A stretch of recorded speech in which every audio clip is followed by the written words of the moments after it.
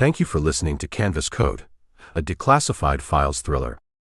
Check your 6, then hit the subscribe button above so the mission can begin in 3, 2, 1. Chapter 1. Key West in late autumn tries hard to be mellow. The sun loses a bit of its psychotic summer edge, the afternoon thunderstorms become less punctual, and the hordes of sunburned tourists thin just enough that you can sometimes walk down Duval Street without feeling like a sardine swimming upstream against a tide of Hawaiian shirts and cheap rum. I'd been anchored out in the Garrison Bight Channel for nearly 2 months, keeping the Sea Witch tidy, doing some desultory fishing, mostly trying to scrub the lingering taste of Everglades muck, Panamanian panic, and Cuban betrayal out of my system. Trying to convince myself that maybe finally, the wider shadows were looking elsewhere. It wasn't working. Sleep came in fits and starts, usually ending with cold sweats and the phantom smell of halon gas or cheap perfume from a long-forgotten gala. Every unfamiliar boat that anchored nearby, every plane droning overhead set off alarm bells. The Ouroboros data was locked down tight, but knowing about it felt like carrying a ticking bomb. Lying low felt less like recovery, and more like waiting for the next inevitable explosion. Which is why, when Manny the Conch Delgado ambled down the dock towards my tender one sweltering afternoon, I nearly reached for the flare gun I kept handy. Manny ran a dilapidated marine salvage business, mostly junk, some questionable antiques, and a side helping of local information brokering. He was leathery, perpetually squinting, knew everyone from the shrimpers to the city commissioners, and usually only sought me out when someone else was paying him to. "Jack?" he grunted, stopping at the edge of the dock, mopping his bald head with a greasy bandana. He didn't offer to shake hands. Manny wasn't big on pleasantries. "Got a fella looking for someone. Someone quiet. Handles things off the books." "Lot of those around, Manny," I said, coiling a line, not looking directly at him. "Tell him I'm retired. Gone fishing." "Yeah, I told him that." Manny squinted out at the water.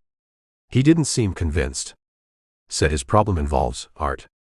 Delicate stuff. Said he needs someone careful.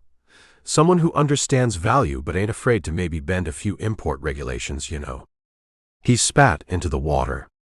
Offered me $500 just to make the introduction.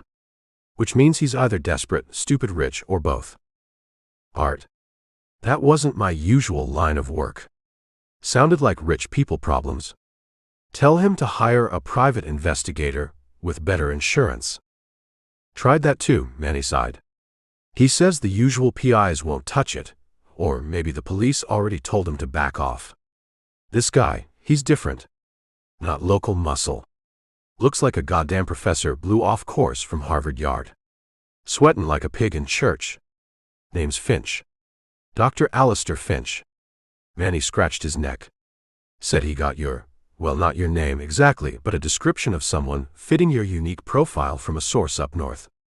Said it was urgent. Life or death, maybe. Dr. Finch. Museum curator, maybe. Life or death over art. Sounded melodramatic. Or maybe something else entirely. Reluctantly, curiosity piqued despite my ingrained suspicion, I relented. "All right, Manny." "Where?" "Figured you'd say that," Manny grinned, showing tobacco-stained teeth. "He's waitin'. Booth near the back, Schooner Wharf Bar. Drinkin' iced tea, and lookin' like he's about to bolt." The Schooner Wharf Bar, even in the relative quiet of late afternoon, was pure Key West chaos. Tourists in zinc oxide mingled with leathery locals. Jimmy Buffett tunes warred with the squawking of gulls and the clang of rigging from the tall ships docked nearby. The air smelled of stale beer, fried fish, and low tide. Tucked away in a dark corner booth, looking exactly as Manny described, sat Dr. Alistair Finch. He was maybe 50, thinning sandy hair plastered to his forehead with sweat, wearing a tweed jacket, tweed in Key West, over a rumpled white shirt. Wire-rimmed glasses perched on his nose, magnifying eyes that darted nervously around the bar. He clutched a worn leather briefcase on his lap like a life preserver. He saw me approach, his eyes widening slightly, confirming Manny's description must have been reasonably accurate. "Mr. Cole?" he half-whispered as I slid into the booth opposite him, using the alias I'd adopted in Miami, hoping it wasn't already burned here. Close enough, I said. Manny said you had an art problem. Yes. Yes, precisely. Finch leaned forward, dabbing his face with a handkerchief that was already soaked through. Dr. Alistair Finch. I was consulting curator for the estate of the late Julian Croft. Croft. Not Harrison Croft, the Ouroboros financier, surely. My internal alarms went from clanging to screaming. Julian Croft. The industrialist? Thought he died years ago. He did 5 years ago, Finch confirmed, lowering his voice. But he maintained a very private, very valuable collection of modern art here in Key West. Smaller pieces mostly, but significant. Ernst Miro, some early Diebenkorn sketches, exquisite things. And someone helped themselves? Finch nodded miserably. 3 nights ago. A targeted theft. 4 specific paintings, taken from the gallery vault on his estate. Security systems bypassed cleanly, no forced entry. The police, he trailed off, looking defeated. They filed a report. Expressed professional sympathy. But between you and me, Mr. Cole, the investigation feels stalled. Perfunctory. Why? Collection insured. Maybe an inside job. Oh, it's insured, extravagantly so. Finch waved a dismissive hand. But Julian was eccentric. He believed certain paintings, certain artists channeled unusual energies. He became convinced, shortly before his death, that specific works in his collection were being targeted not just for their monetary value, but because they were being used. Used how? I asked, skepticism heavy in my voice. Channeled energies. Sounded like standard rich guy kookiness. Finch leaned even closer, his voice barely audible over the bar noise. As communication channels. Dead drops. He believed certain, clandestine groups, specifically elite computer hackers, were embedding encrypted messages within the digital provenance records, or even within the physical layers of paint using advanced micro-imaging techniques, passing information under the guise of art sales and loans. Hackers encoding messages in Miro paintings. It sounded utterly insane. A con, maybe. Finch, trying to recover stolen art by hiring muscle with a crazy story. Doctor, that sounds far-fetched. I know. Finch wrung his hands. I thought Julian was succumbing to paranoia in his final years. But the way these specific 4 paintings were taken, bypassing security that should have been foolproof, it suggests expertise beyond typical art thieves. And then there's this. He fumbled with his briefcase, pulling out a glossy photograph. It showed a section of the gallery wall where one of the paintings had hung. Scrawled almost invisibly on the wall beneath, in what looked like chalk dust, was a symbol. My breath caught. It wasn't exact, but the resemblance was undeniable. A stylized serpent looping back on itself, almost consuming its tail. An Ouroboros. Not the exact Ouroboros with the electronic node I'd seen linked to Vance, but close enough to make the hairs on my neck stand up. Coincidence? Or was the syndicate involved in stealing paintings, encoded with hacker messages? The biotech connection suddenly didn't seem so far-fetched if they were also playing in the cyber realm. Who else knows about this theory? About the symbol? I asked, my voice carefully neutral. No one, Finch insisted. I wiped the chalk mark away before the police finished their initial survey. I haven't mentioned the encoding theory. They'd think I was mad. But I need to know if Julian was right. I need those paintings found, analyzed by experts I trust, not police labs. And I need to know who took them, and why. He looked desperate. The estate executors have authorized a substantial recovery fee. And expenses. Discreetly. He named a figure that made my eyebrows climb slightly. Enough to fix the sea witch properly. Maybe even enough to disappear for real this time, if I chose to. Art theft, hackers, coded messages, maybe Ouroboros lurking in the background, all playing out under the deceptively lazy Key West sun. It was bizarre, convoluted, and likely lethally dangerous. Every instinct screamed, walk away. But the Ouroboros symbol, that changed the calculation. This wasn't just about stolen art. It was another potential thread, another piece of the puzzle I'd been chasing or running from since Florida shadows blew up my life. "All right, Dr. Finch," I sighed, pushing aside my skepticism, feeling the familiar resignation settle in. "Let's say I take a preliminary look. No guarantees. Where do I start?" Finch visibly sagged with relief. "Thank you, Mr. Cole. Thank you. Start with the Key West art scene. Julian bought and sold frequently, often through private dealers, galleries here. Someone must know something about who might target those specific pieces or who deals in unusual artistic communication.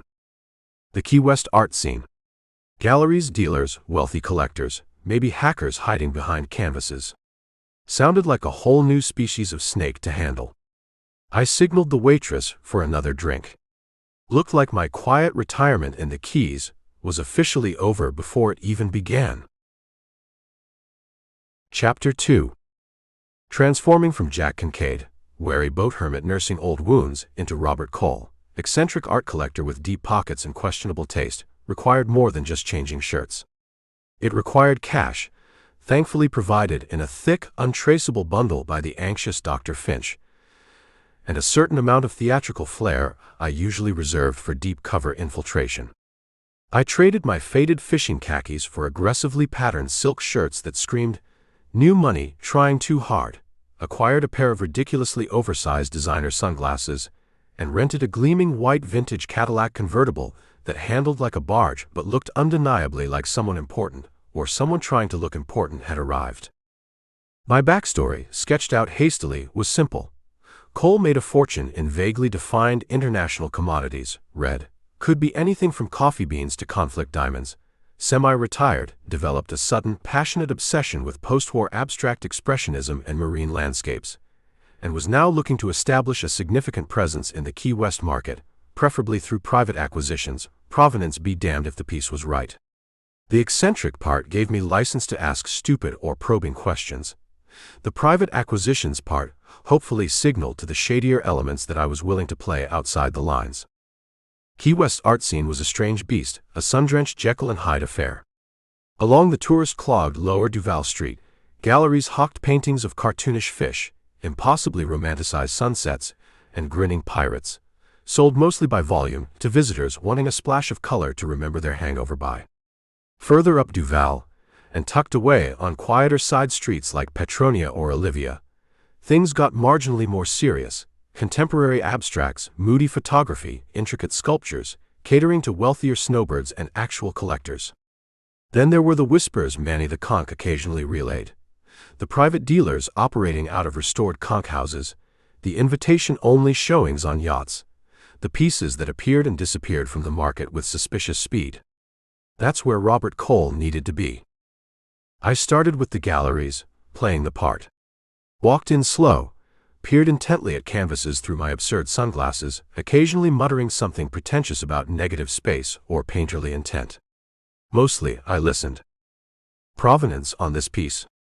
I asked the bored-looking young woman with purple hair at a gallery showcasing vivid, chaotic abstracts. She shrugged, chewing gum with slow precision. "Says it came from a private collection in Palm Beach. We got paperwork somewhere." Translation: don't ask too many questions. At another gallery, all minimalist white walls and hushed reverence, I admired a moody seascape. "Remarkable technique," I commented to the owner, a man with a suspiciously deep tan and eyes that appraised my watch before my face. "Almost photographic. The detail, any trouble with forgeries down here? Must be hard to tell with work this precise." He gave me a tight smile. "We authenticate rigorously, Mr. Cole. Our reputation depends on it." He paused. "Of course, there are always stories. Less reputable dealers handling pieces of ambiguous origin. One hears things." He let the implication hang there, an invitation I wasn't ready to accept yet. I made contact with a couple of private dealers Manny had vaguely pointed me towards. One, a flamboyant character named Julian Thorpe, who operated out of a stunning bougainvillea-draped house in the Truman Annex, showed me works in a back room lined with velvet, whispering conspiratorially about their impeccable but discreet histories. He seemed more interested in gauging the depth of my wallet than discussing art. The other, a woman named Sylvie Dubois, sharp and businesslike in a studio near the seaport, dealt mostly in maritime antiques, but admitted she occasionally brokered private art sales for clients who valued absolute privacy. Neither seemed directly connected to Finch's stolen paintings, but they were nodes in the network, potential sources. The whispers started to coalesce after a few days of conspicuous consumption and carefully worded inquiries. At a noisy gallery opening reception, free wine, bad cheese, art that looked like a paint factory exploded, I overheard a snatch of conversation between two men who looked like they spent more time on yachts than in studios. Unbelievable copy, one was saying, shaking his head. Looked identical. Even the crack-allure. Only reason Henri knew was the pigment analysis didn't match the period. Scary, the other agreed. These new forgers, using digital scanning, AI composition, getting harder to spot every year. Forgeries. High-tech forgeries. That resonated with Finch's paranoia about encoded messages. Later, talking to a cynical bartender at a waterfront dive bar favored by boat captains and local artists, avoiding the Duval crawl, the whispers took another turn. Yeah, there's money moving through the art scene, always has been, the bartender said, wiping down the scarred mahogany bar top. He was old, leathery, seen it all twice. But lately, different kind of money. Tech guys. Weird quiet types talking about NFTs and blockchain provenance like it's the holy grail, but still looking to move physical pieces quick and quiet. He leaned closer. Heard something funny the other day. Guy the first note, does high-res scanning for insurance purposes? Said some private dealer hired him to scan some modern pieces, but wanted layered scans. Infrared, ultraviolet, looking for underdrawings, revisions, stuff way beyond standard authentication. Said it felt like they weren't looking at the painting, but through it. Like they were reading something inside it. Reading something inside the painting. Layered scans. That wasn't just authentication. That sounded like searching for embedded data. Finch's crazy theory suddenly felt less crazy, more chillingly plausible. Hackers using modern art as a high-bandwidth, untraceable communication channel. In Key West, the laid-back, slightly tipsy charm of the island city suddenly felt thin, like cheap varnish over rotten wood. The stolen paintings weren't just valuable objects. They were potentially carriers, physical hard drives disguised as canvases, moving through a network of dealers and collectors who might be spies, criminals, or simply oblivious pawns. And the Ouroboros symbol Finch found. Maybe it wasn't just a random tag.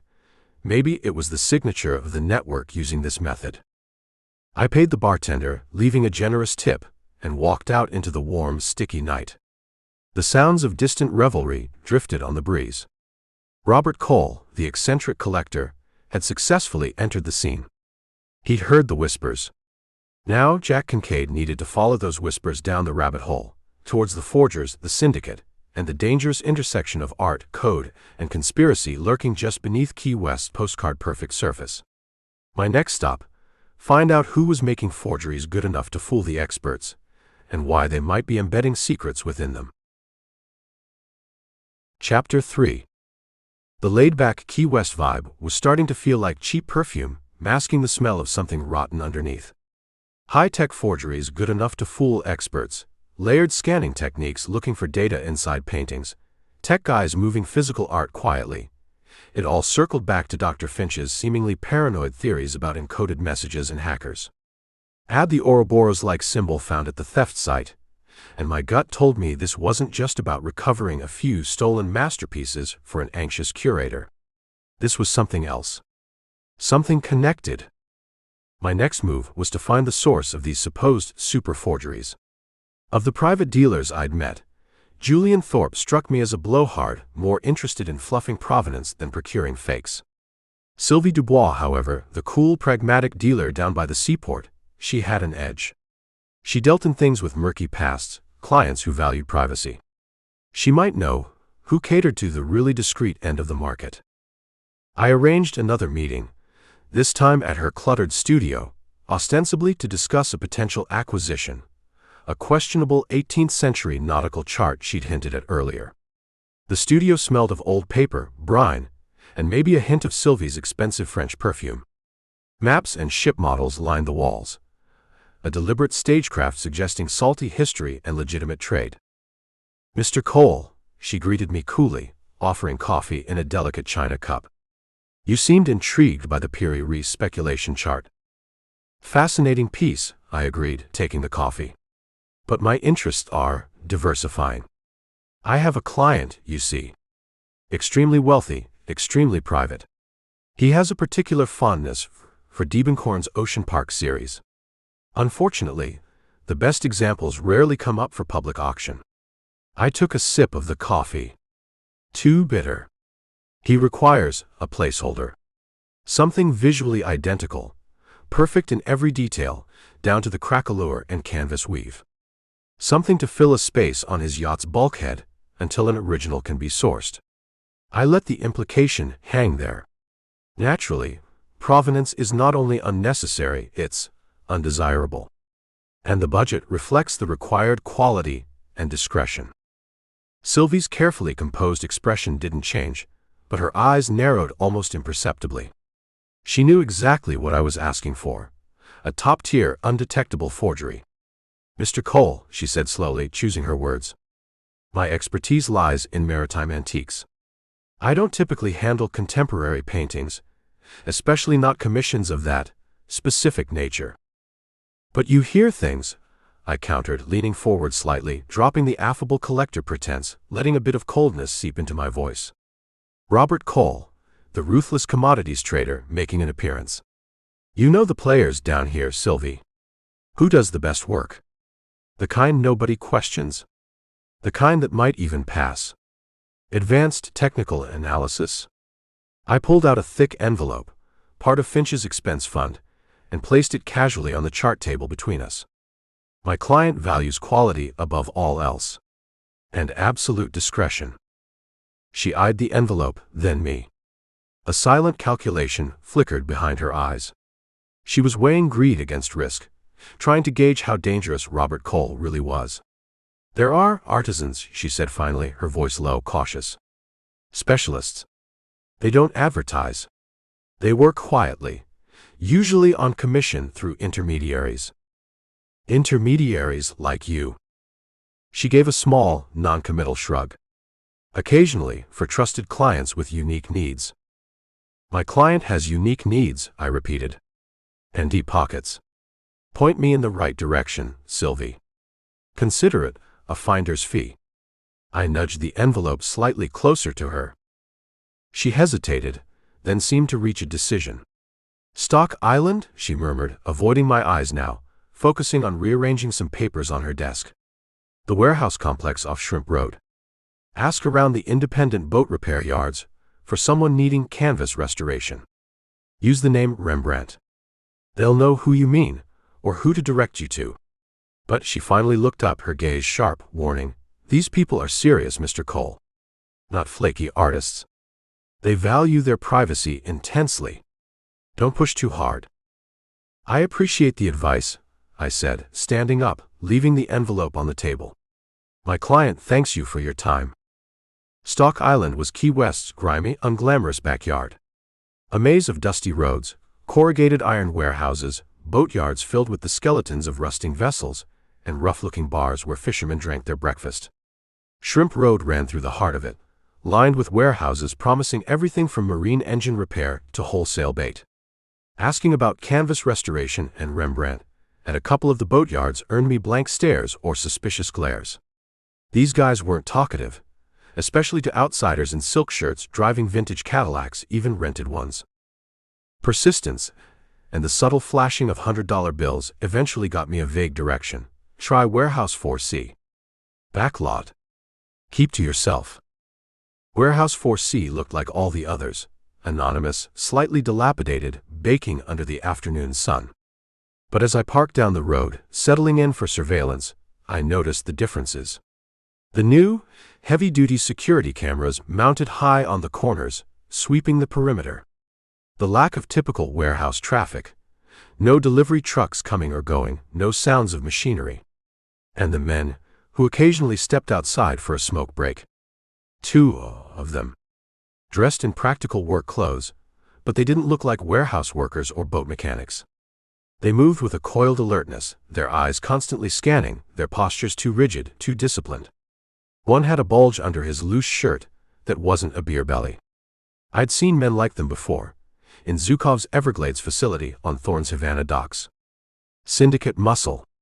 Ouroboros, standard issue. My gut tightened. Sylvie wasn't just pointing me towards a forger. She'd sent me straight to a syndicate operation. This wasn't just about encoding messages. This was the syndicate, using art forgery as a front or a tool. Patient observation confirmed it. Shift changes happen with military precision. A black sedan with tinted windows arrived late in the afternoon, dropping off someone who went inside quickly, avoiding scrutiny. Supplies delivered weren't just canvases and paint. I saw crates labeled with electronics company logos, delivered by unmarked vans similar to the ones used in the Miami trafficking operation.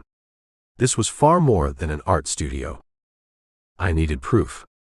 Needed to know what was happening inside, how it linked to Finch's stolen paintings and the cyber warfare angle. Waiting until deep night, long after the last light inside Warehouse 4C went out, I made my move. Bypassing the cameras required careful timing and exploiting blind spots. The locks on a rear personnel door were surprisingly standard. The syndicate relied more on their visible muscle and electronic surveillance than heavy-duty physical security on secondary entrances, and old arrogance. Inside, the main warehouse space was dimly lit, stacked high with canvases, art supplies, packing crates. It smelled sharply of turpentine oils and something else, ozone-like active electronics. In a partitioned-off section at the back, under brighter lights, was the studio itself. High-tech easels stood beside large-format printers, chemical analysis equipment, and computer workstations displaying complex graphic renderings. Forgeries in progress, paintings in styles matching the artists Finch mentioned, lay on tables, some looking finished, others in various stages. But it was what lay beside the art supplies that confirmed everything. Spools of micro-thin conductive filament. Specialized resin printers capable of embedding circuitry within substrate layers. And discarded in a waste bin beneath a CAD workstation displaying what looked like circuit diagrams overlaid on a Diebenkorn sketch, crumpled printouts. I smoothed one out. Notes. Cryptic references. Embed financial exploit payload version 3.7 within primary cerulean layer. Key sync via provenance blockchain entry. Target. Swift interbank node Zurich. Activation sequence tied to auction final gavel. Financial exploits. Targeting Swiss banking nodes. Activated via auction. Using forged paintings as the delivery mechanism. It wasn't just encoded messages. The paintings were the weapon or the key to unleashing it. Ouroboros was weaponizing art for international cyber warfare, aiming directly at the heart of the global financial system. I photographed the notes, the equipment, the canvases, my mind struggling to process the sheer audacity, the terrifying convergence of high art and high-tech destruction. This Key West operation wasn't some sideline. It was a critical node in a sophisticated cyber offensive. And I had just stumbled right into the middle of it. I retreated as silently as I came, leaving Warehouse 4C behind, the smell of turpentine mingling with the chilling scent of impending digital catastrophe. The picture of danger Finch had brought me was far darker and infinitely more complex than either of us could have imagined. Chapter 4. The knowledge gleaned from Warehouse 4C settled like lead in my gut. Ouroboros wasn't just moving physical threats like plague canisters. They were weaponizing art, embedding financial exploits into forged masterpieces, likely using the international art market's complex, often opaque channels for delivery. The stolen paintings Finch obsessed over were probably the templates, maybe containing original data or keys, now being replicated and updated with malicious payloads by the syndicate's artisans on Stock Island. My next step had to be intercepting one of these loaded forgeries before it reached its intended buyer, before the payload could be activated. Getting Finch back on a secure comm channel was trickier now. My Robert Cole cover might be vaguely known to the syndicate after my nosing around Stock Island. even if they didn't connect me directly to the warehouse B&E. I used a layered approach. Public Wi-Fi hotspots, multiple VPNs, Sully acting as a blind relay, to send Finch the encrypted photos and my assessment. High-tech forgeries confirmed, likely carrying dangerous code, syndicate involvement definite. I needed intel on distribution. Upcoming sales, private viewings, anything involving pieces matching the stolen works or originating from suspect dealers like Dubois or Thorpe. Finch, to his credit, didn't panic, though his return message crackled with academic anxiety. Good Lord, cyber warfare, embedded data. Julian was right. Must proceed with utmost caution. Cross-referenced recent acquisitions by known private collectors with links to offshore finance. Strong probability lot 17 at tonight's Atherton Estate auction matches profile. Diebenkorn Ocean Park study. Impeccable forgery surfaced recently via Swiss intermediary. Invitation secured under Cole identity. Necessary credit lines established via estate trust. Acquisition critical Cole. Retrieve lot 17 at all costs. The Atherton Estate. Perched on Sunset Key, the hyper-exclusive private island accessible only by ferry, playground of billionaires and discreet celebrities. An auction there wouldn't be listed in the local paper. Invitation only, maximum security, minimum visibility. Perfect place for Ouroboros to pass their weaponized art to a knowing buyer. And Finch, using the clout, or maybe the fear, associated with the late Julian Croft's name, had gotten me in. At all costs. Easy for him to say. Getting Robert Cole cleaned up and ferried over to Sunset Key felt surreal after days spent lurking around dusty warehouses and grimy marinas. The rented Cadillac, thankfully not yet flagged by anyone looking for me after the police raid fiasco back in Miami. Different alias then, thankfully, still purred ostentatiously. The silk shirt felt like a costume. On the short ferry ride across the impossibly turquoise water, flanked by sleek yachts and mangrove shorelines, I watched the other passengers, tanned men in expensive linen, talking quietly on satellite phones, women with surgically enhanced serenity and diamond-crusted wrists. My potential bidding rivals, or maybe just rich folks looking for another trophy for the wall. Impossible to tell. The Atherton Estate itself was a sprawling, neo-Mediterranean monstrosity, all arches, terraces, and imported Italian marble, spilling down towards a private beach. The auction was being held in the Grand Salon, a vast room with soaring ceilings and French doors open to the manicured gardens and the sunset over the water. Waiters moved silently with trays of champagne that probably cost more per bottle than my monthly boat maintenance. The air hummed with quiet wealth and the predatory tension that always underlies high-stakes bidding. I circulated, playing Cole the eccentric collector, nodding vaguely at people, peering closely at the art displayed for pre-auction viewing, trying to look discerning while actually scanning the crowd, the security, the potential players. I saw Thorpe, the flamboyant dealer, holding court near a hideous abstract sculpture. Saw a couple of faces that felt vaguely familiar from international finance news feeds, the kind associated with offshore havens and regulatory scrutiny. And then, across the room, leaning against a pillar, watching the crowd with cool amusement, I saw Lars. My blood ran cold. The rival operative from Costa Rica. Here. Was he after the painting too? Working for his dissenting shareholders? Or just keeping tabs on Ouroboros' operations, or on me? He met my eyes briefly, gave an almost imperceptible nod, devoid of threat but loaded with meaning. I see you. Then he turned his attention back to the room, melting into the background. Great. Just what I needed. The auction began. Lesser pieces first. Landscapes, portraits, some dreary historical stuff. Bids were placed with quiet nods, subtle lifts of numbered paddles. Then Lot 17 appeared on the display easel, illuminated by spotlights. The Diebenkorn study. Even to my untrained eye, it looked good. The colors, the composition, the feel of the California coast, a perfect imitation. The auctioneer, smooth as polished jade, started the bidding. It climbed quickly. 50,000. 75. 100.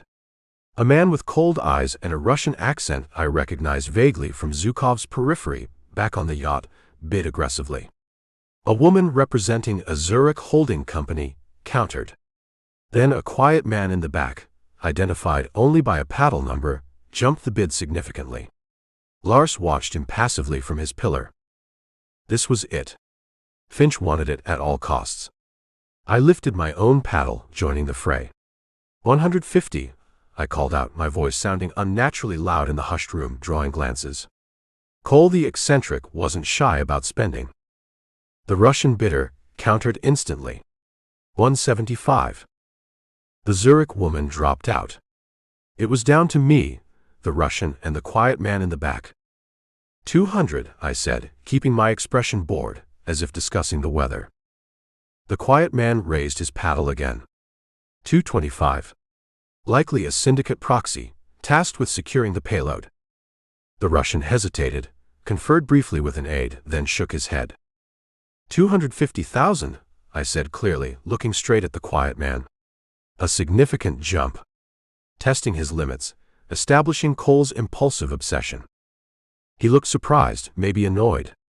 He conferred with someone via a hidden earpiece, then reluctantly lowered his paddle. $250,000, the auctioneer intoned, scanning the room. Fair warning. Sold. The gavel cracked. To bidder number, he checked his sheet, 23. Congratulations, Mr. Cole. A ripple of murmurs went through the room. Cole, the new player, had just dropped $250,000 on a Diebenkorn study of debatable authenticity. Perfect. I'd made myself memorable, exactly what I usually avoided, but I had the painting. Arranging secure transport back to the mainland, via the estate's concierge, felt like walking through molasses. My nerves were screaming to get the painting somewhere private, examine it immediately. Finally, locked inside a sterile viewing room provided by the auction house's secure logistics partner back in Key West, supposedly for final inspection before crating, I had my chance. Dismissing the hovering attendant, I carefully removed the painting from its ornate frame. Checked the back, canvas looked right, stretcher bars appropriately aged. Then, running my fingers slowly, meticulously along the bottom edge of the canvas, tucked right against the groove where the frame had rested, I felt it. Infinitesimally small, barely a bump in the weave. Using a jeweler's loupe I carried for close work, I found it. Not a microdot. Something finer. A single strand, almost invisible, woven into the canvas itself, exhibiting a faint, unnatural sheen under magnification. A fiber optic filament? Embedded during the forgery process. This was the clue. Not the data itself, perhaps, but the carrier. A high-tech message hidden in plain sight, waiting for the right reader, the right light frequency, the right decryption key. Ouroboros wasn't just embedding code. They were weaving it into the fabric of the art itself. I carefully replaced the painting in its frame. I had the package. Now, I just needed to figure out how to read the mail and stop it from being delivered. And I had a feeling Lars and the syndicate proxy I'd outbid wouldn't make that easy. Chapter 5. Getting the Diebenkorn study out of the secure logistics facility and away from prying eyes felt like smuggling state secrets, which I was rapidly concluding wasn't far from the truth. I declined the offered armored transport back to Sunset Key. Prefer to handle acquisitions personally, Cole the eccentric mumbled, instead supervising its careful loading into the back of my rented vintage caddy under the watchful, slightly amused gaze of the facility manager, and I suspected less amused syndicate observers melting into the background. Driving back across the overseas highway towards Key West proper, I checked the rearview mirror constantly. Was that gray sedan holding steady 2 cars back? Did that motorcycle take the same turn? Paranoia was my co-pilot, riding shotgun with a sawed-off Remington. The Sea Witch was out. Too exposed, too easily watched, too hard to secure the painting properly. I needed anonymity, electricity, and privacy. I found it, predictably, in a slightly run-down motel on North Roosevelt Boulevard, the strip leading into Old Town that catered more to budget tourists and traveling salesmen than the art-collecting elite. The Conch Republic Inn, faded pink paint, flickering neon, questionable plumbing, perfect. I paid cash for 2 nights under another disposable alias Finch's funds could cover. Arthur Bishop, freelance appraiser. and lugged the heavily crated painting into a room overlooking the parking lot and a mangrove-choked canal. Once inside, door bolted, cheap curtains drawn, I carefully uncrated the Diebenkorn forgery. In the harsh motel room light, it still looked unnervingly good. The broad strokes of color, capturing the hazy California light, the textured layers. Whoever the syndicate's forger was, they possessed serious talent. Or maybe, terrifyingly, access to technology that made talent almost irrelevant. I located the fiber optic filament again, using the jeweler's loop Finch had provided, along with the auction funds. It was barely visible, woven seamlessly into the canvas weave near the lower right edge, almost disappearing into a patch of deep indigo paint. Thinner than a human hair. How the hell was I supposed to read data off that? This wasn't a USB drive hidden in a frame. This was next-level clandestine communication. Time to call in the cavalry. Or rather, the one-man cavalry division, operating out of God knows where with an arsenal of keyboards and decryption algorithms. I powered up my secure burner tablet, established the multi-layered connection to Sully, triple-checking the encryption protocols. Need consult, I typed into the secure chat window. Package acquired. Data carrier is unconventional. Single-strand fiber optic filament embedded directly into canvas weave. Approximately 50 microns diameter. Need method to read extract data. No specialized optical gear available my end. Ideas. Urgent. The reply came back after a tense minute. Fiber in the canvas? Seriously? Thorne's Ouroboros buddies don't mess around. Okay, think. Standard multi-mode fiber, probably needs specific light frequency injection and a sensitive optical sensor. You got a Blu-ray player in that 5-star resort you're holed up in. Sully's sarcasm was a familiar balm. Motel. No Blu-ray. Got a basic toolkit, multimeter, soldering iron from the emergency kit. What else? Right. Low-budget spook work. Okay, find a cheap laser pointer, red preferably, consistent wavelength. Need to cannibalize it for the diode. Then need a light sensor, shit. Okay, plan B, your tablet camera sensor. Might be sensitive enough if we strip away the IR filter and rig a focus lens. Got a magnifying glass. Strong one? The next hour was a masterclass in Sully's remote technical wizardry and my own fumbling improvisation. Following his terse instructions relayed via encrypted text, voice comms were too risky. I disassembled a cheap laser pointer bought from a nearby souvenir shop, carefully extracting the tiny laser diode. Then came the nerve-wracking part, modifying the burner tablet's camera. Prying off the lens cover, carefully scraping away the microscopic infrared filter without damaging the sensor beneath, then rigging the magnifying glass in front of it using duct tape and hope, creating a makeshift macro lens. Okay, Sully instructed. Power the laser diode with a battery. Careful with polarity. Align the beam precisely onto the visible end of the fiber filament in the canvas. Position the modified camera sensor directly opposite, as close as possible, focus tight. Kill the room lights. I did as instructed. The motel room plunged into darkness except for the faint red glow where the laser hit the canvas and the dim light from the tablet screen displaying Sully's diagnostic software. My hands, usually steady even under fire, trembled slightly performing the delicate alignment. Hold it steady, Jack. Rock steady, Sully typed. I'm initiating a sweep signal through your tablet's audio output. Modulated light pulses. If that fiber is carrying data, the sensor should pick up variations as the laser passes through. Might be faint. I held my breath, keeping the laser fixed on the filament, the tablet camera mere millimeters away. On the screen, the diagnostic line, mostly flat, began to jitter. Tiny spikes, almost imperceptible at first, then forming a rhythmic, complex pattern. Got something. Sully's text flashed. Weak signal, noisy as hell, but definitely data. Capturing raw pulse stream now, transmitting encrypted block to me for decryption. Stand by. And watch your back. Whoever lost that painting at auction knows you have it. The weight was excruciating. I kept the makeshift rig steady, imagining syndicate operatives closing in, picturing Lars leaning against the motel room door. The silence stretched, broken only by the hum of the ancient air conditioner and my own heartbeat. Finally Sully's reply came through, not text this time, but a secure encrypted voice link, his tone grim. "Jack, you are not going to believe this." "Try me," I said, my voice hoarse. "It's not just messages. It's code.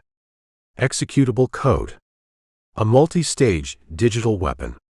Payload specifically designed to exploit known, and maybe some unknown, vulnerabilities in the SWIFT banking network's core transaction protocols." SWIFT. The global artery for international finance. Hit that hard enough, the whole system could hemorrhage. The target. Primary node appears to be the Zurich Central Clearinghouse server, Sully confirmed. Secondary targets include backup hubs in London and New York. This isn't just robbery, Jack. This is designed to shatter confidence, trigger global market panic. Pure financial terrorism on an unprecedented scale. Activation? Complex. Seems tied to multi-factor authentication, derived from secure blockchain entries linked to the painting's digital provenance record, probably updated upon confirmed sale. The code embedded in the fiber acts as the final key, the trigger mechanism. It looks imminent. Like, within the next 24 to 48 hours, coinciding with market openings. Ouroboros wasn't just aiming for regional chaos anymore. They were aiming for global economic collapse. The Diebenkorn forgery wasn't just a message carrier, it was the detonator.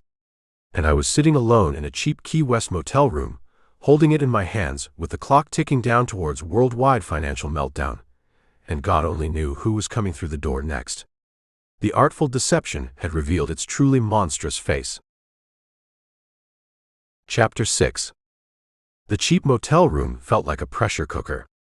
Outside, Key West drowsed in the afternoon heat, tourists sipping margaritas, life ambling along at its own peculiar pace.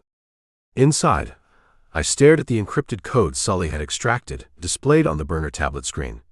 Strings of alphanumeric gibberish that held the potential to unleash worldwide economic chaos within the next day or two.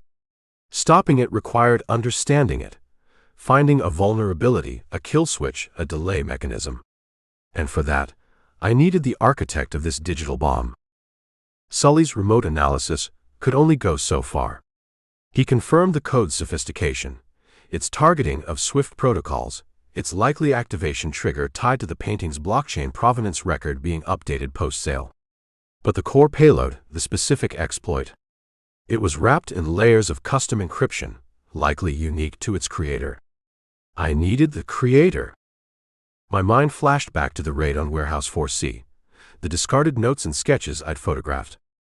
Pulling up the images on the tablet, I scanned them again, ignoring the art terminology this time, focusing on the technical annotations scribbled in the margins, the file names referenced in crumpled printouts. There it was, recurring on several complex circuit diagrams disguised as underpainting layouts. A small stylized signature, almost like a digital watermark, Sparrow.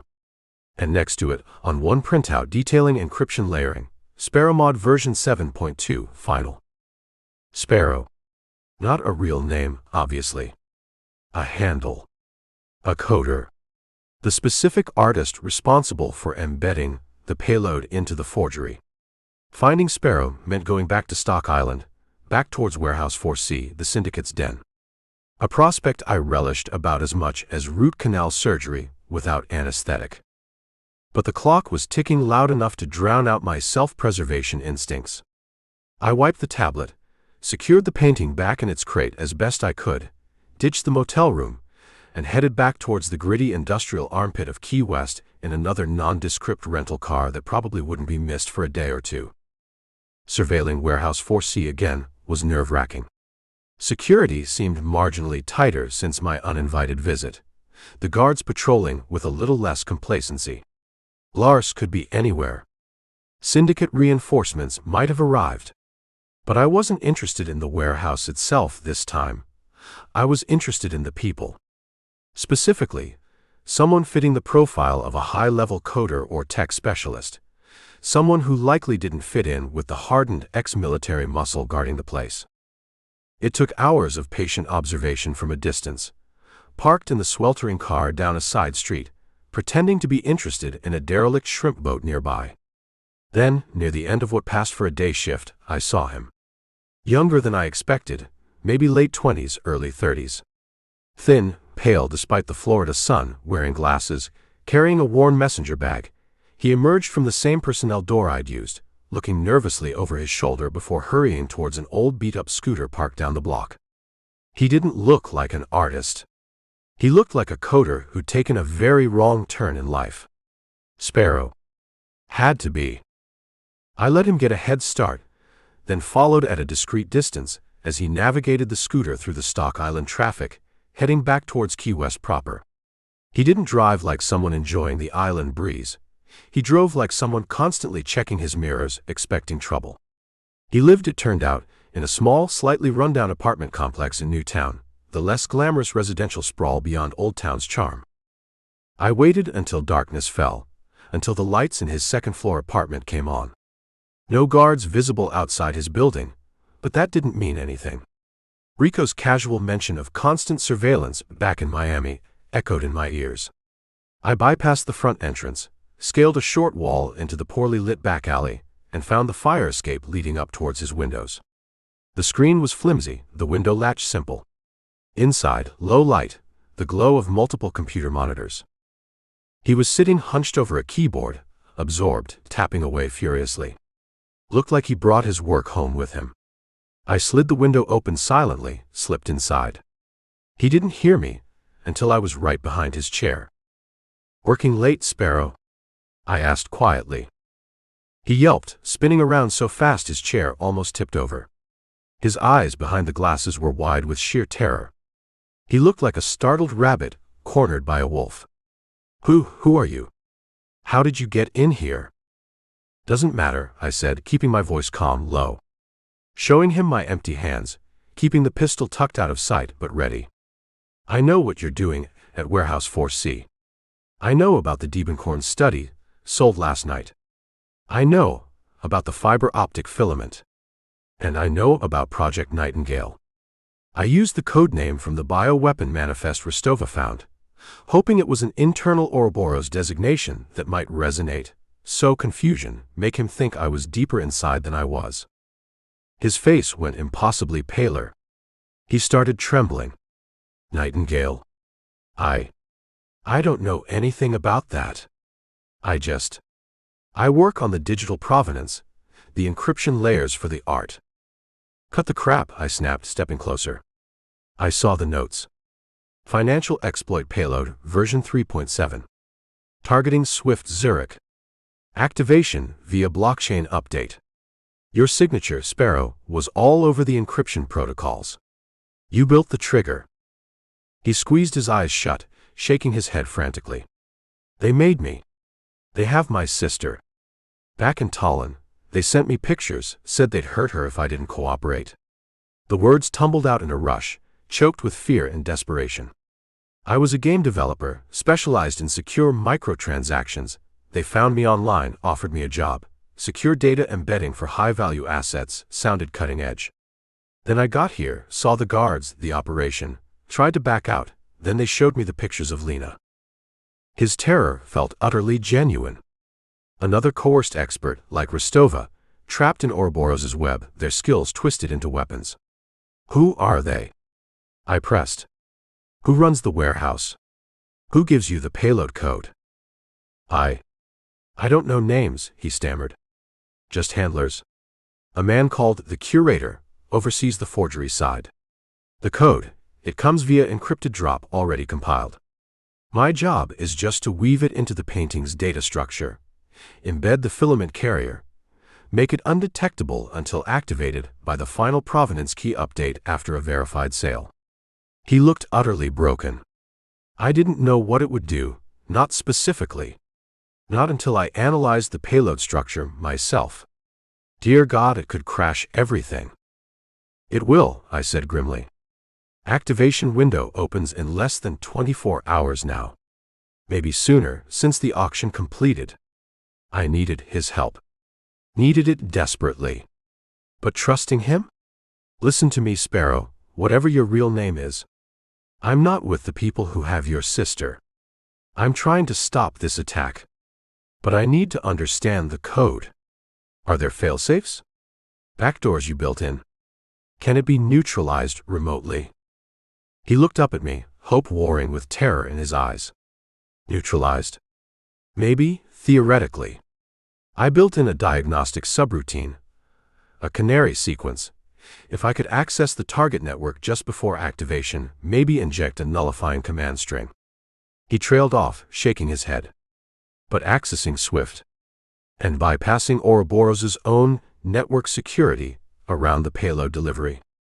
Impossible. And if they trace it back to me? Lena. We worry about Lena later, I said, maybe lying, maybe not. Right now, we stop the financial apocalypse. Can you access that subroutine? Can you write the nullifying command? He hesitated, chewing his lip, glancing towards his monitors. He was trapped between the syndicate, who held his sister hostage, and the potential global chaos he'd unwillingly helped engineer. I might be able to craft the command string, he admitted slowly.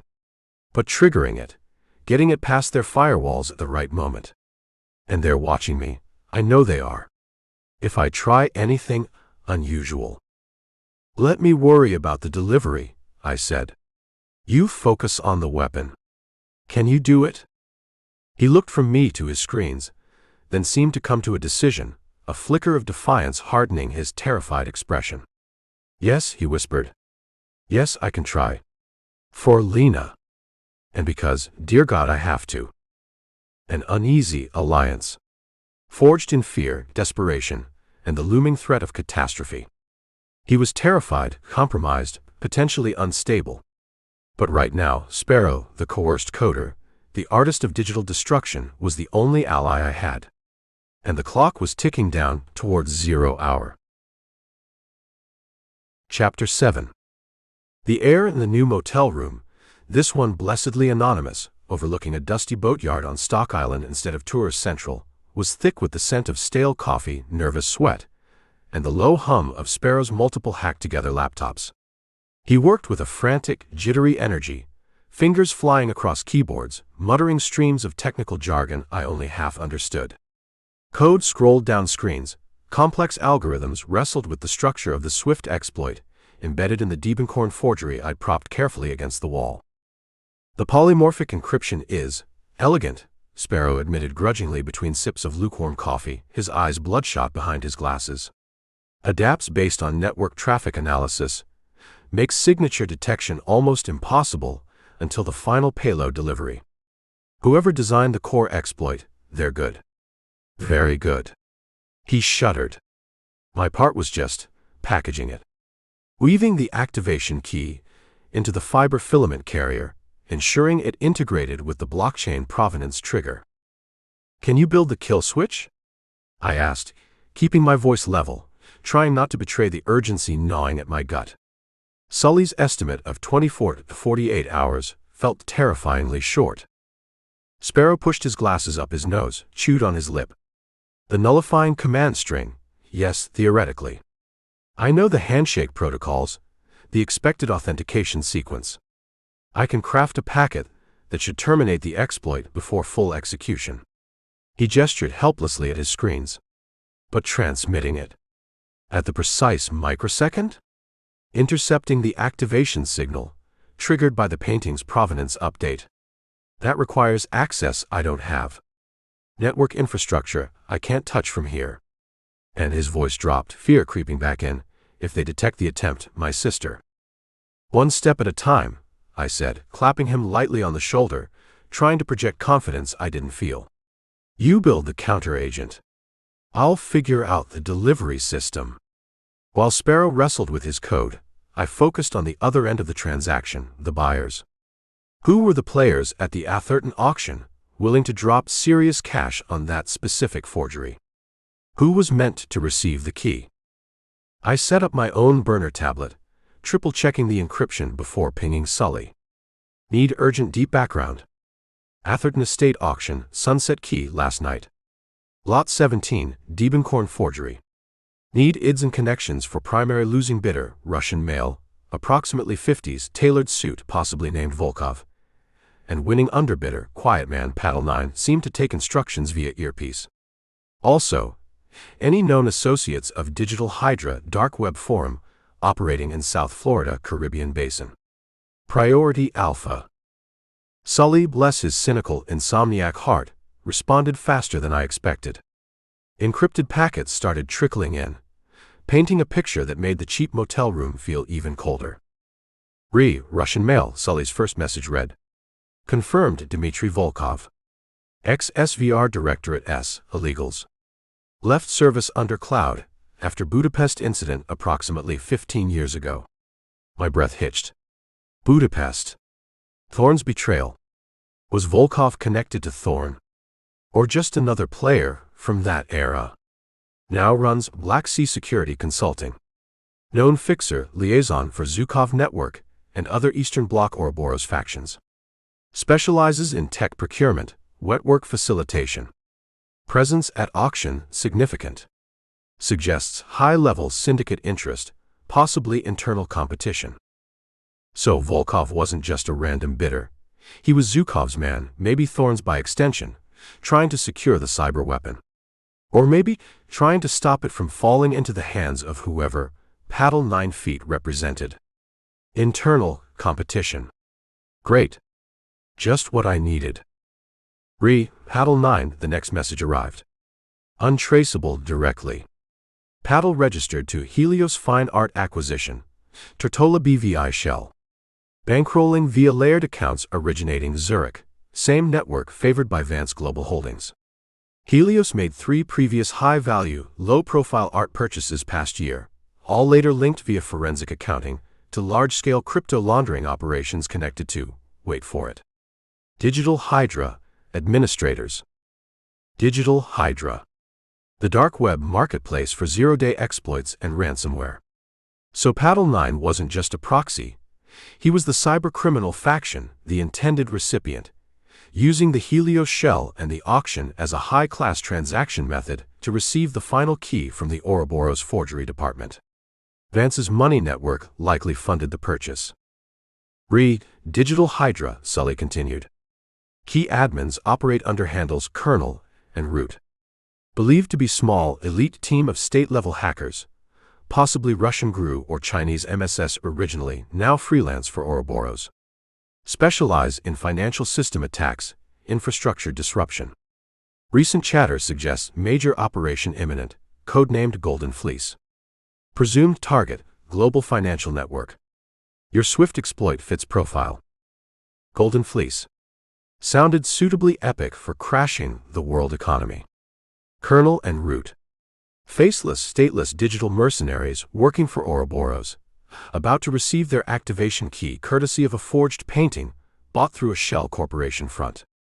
The whole setup was intricate, insulated, leveraging the legitimate art world's obsession with privacy and untraceable wealth as perfect cover. These weren't just hackers, they were sophisticated operatives blending high culture with high-tech destruction. They used the auction as a handoff, I muttered, looking at the Diebenkorn propped against the wall. The painting is the key. The sale confirmation triggers the blockchain update. The buyer gets the key delivered physically under guise of taking possession of the art. Sparrow looked up from his coding, his face pale. Makes sense. Elegant. Secure. Traceable only if you know what you're looking for. He swallowed hard. The nullifier code. I think I have a working structure. But it needs precise timing. And direct access to the network node, receiving the activation signal from the painting's provenance update. Without that, he shook his head. It's useless. Direct network access. That meant finding where Paddle 9, or Kernel and Root, operated from locally. Where was their base? Where would they take the painting to initiate the final sequence? Could Thorpe or Dubois point me there? Too risky now. My eyes drifted back to Sully's intel feed. Helios Fine Art Acquisition. Digital Hydra, high-value art purchases. Maybe the answer wasn't with the dealers, but with the art storage. Where did Helios keep its other expensive Key West acquisitions? Where would they take this one? There weren't that many facilities on the island capable of handling and storing multi-million-dollar art with the kind of security and discretion these players required. Sully, I typed quickly. Need secure art storage facilities, Key West Lower Keys. Focus on high-end private vaults, not museums. Cross-ref any known links to Helios, Tortola BVI, or individuals associated with known cybercrime fronts. The reply came back almost instantly. One primary match. Gallery Metamorphosis. Upper Duval. Ultra-exclusive, appointment only. Specializes contemporary, handles logistics storage for offshore clients. Known discreet facilitator. Guess who opened a new, heavily secured vault account there 3 months ago, under a numbered trust linked back to Helios Fine Art Acquisition. Gallery Metamorphosis. Sounded pretentious enough to be right. An exclusive gallery acting as a front, a secure headquarters, maybe even housing the servers Paddle 9 and his crew needed to launch Golden Fleece once they had the final key from the painting. Sparrow, I said, standing up, grabbing my weapon. How mobile is that nullifier code?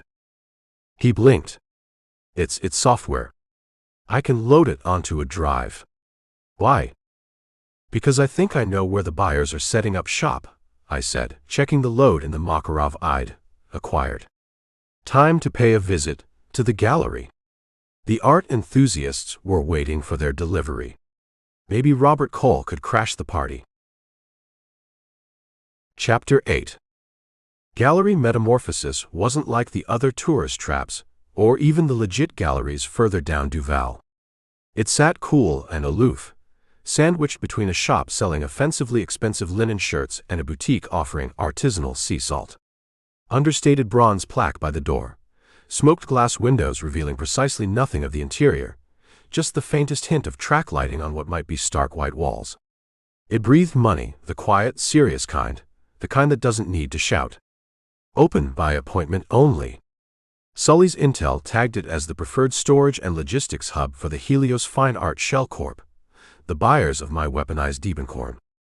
This had to be the place. Sparrow, huddled back at the motel, had loaded his potential kill switch code onto a shielded thumb drive.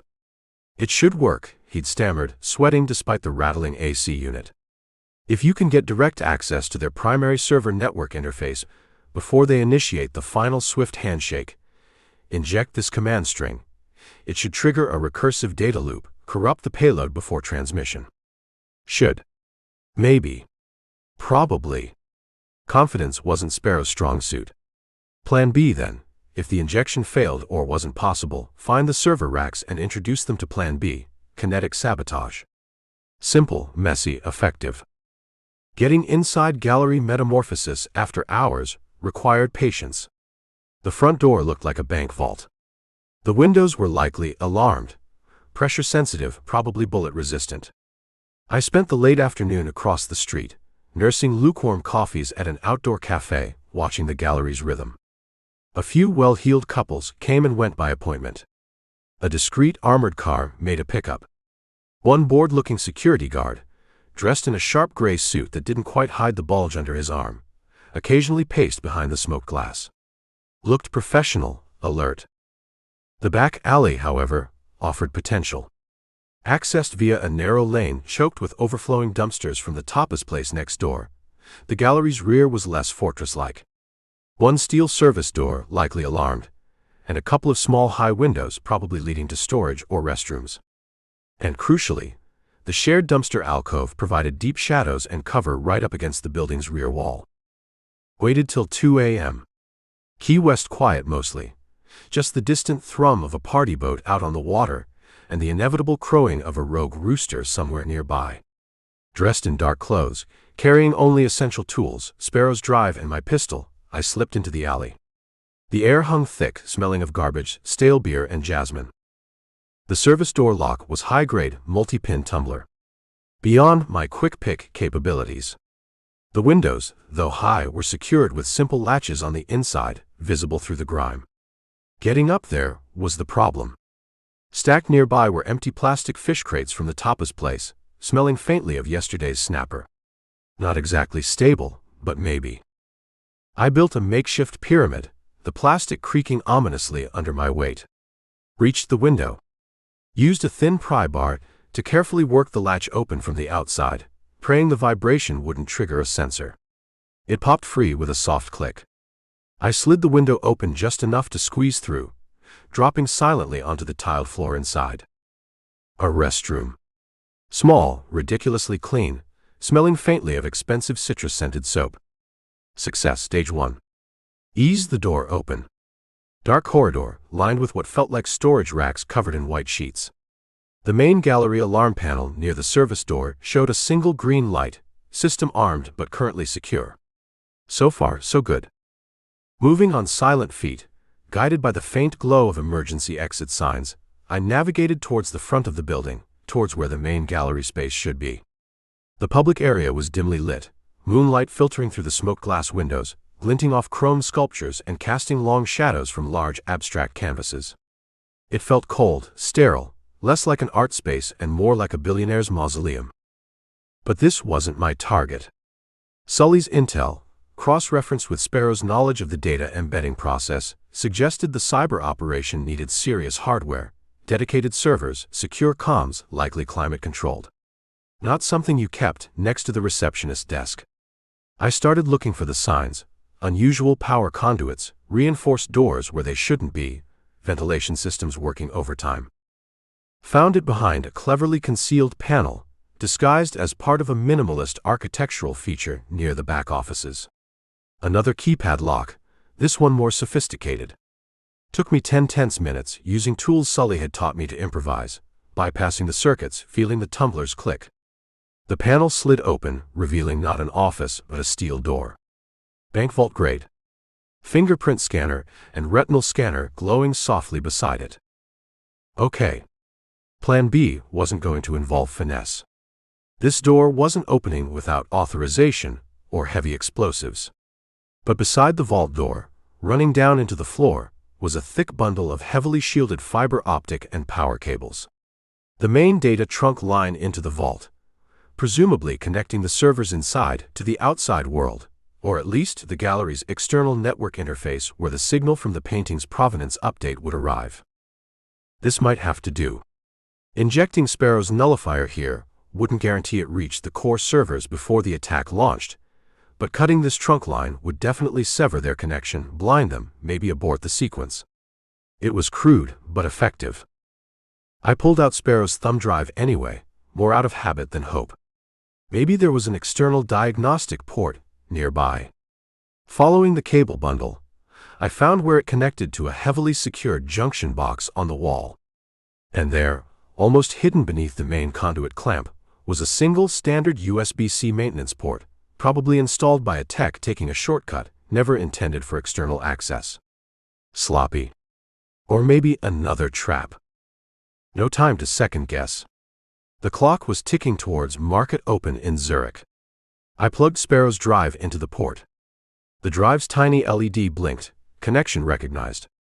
My burner tablet, slaved via a short cable, came alive, displaying the simple command line interface Sparrow had rigged.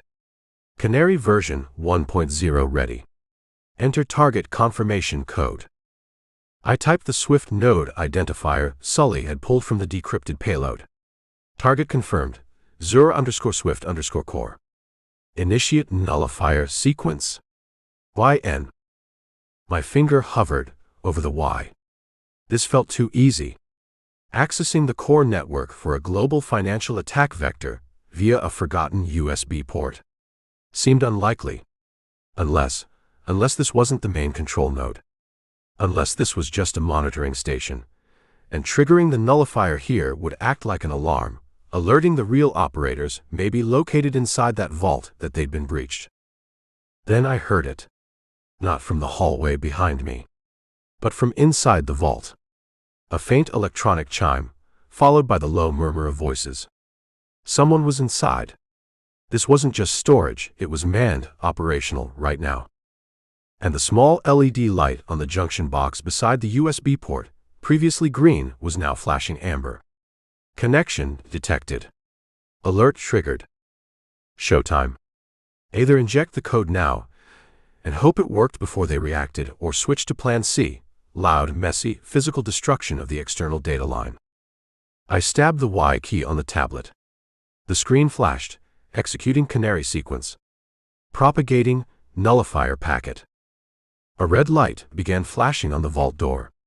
Heavy locking bolts slammed home with deafening finality from within. Too late. They knew I was here. The nullifier might be racing through the network, or it might already be blocked. And I was standing outside a sealed vault, the syndicate's cyber warfare team inside, fully aware they had an intruder right outside their reinforced steel door. The artful deception was over. The inferno was about to begin. Chapter 9. Amber. Not red. Not the full-throated scream of a system-wide breach alarm, but a localized alert. Connection detected. Unauthorized access attempt logged. The Ouroboros tech team inside the vault knew someone had just tried to tickle their network via that maintenance port. They were sealed in, yes, but they wouldn't be idle. They'd be hardening internal defenses, maybe trying to trace my connection, almost certainly alerting external security. I ripped Sparrow's thumb drive from the USB port. Whether his canary sequence nullifier had even started propagating, let alone worked, was anybody's guess, and likely irrelevant now. Time to vanish.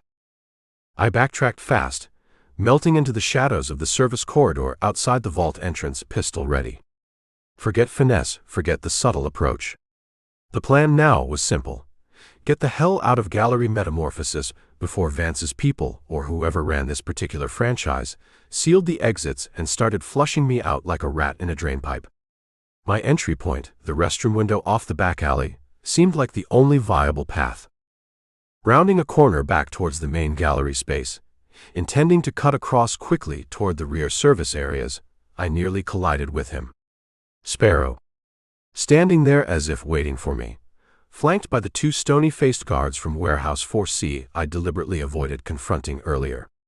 The ones who looked like they flossed with barbed wire.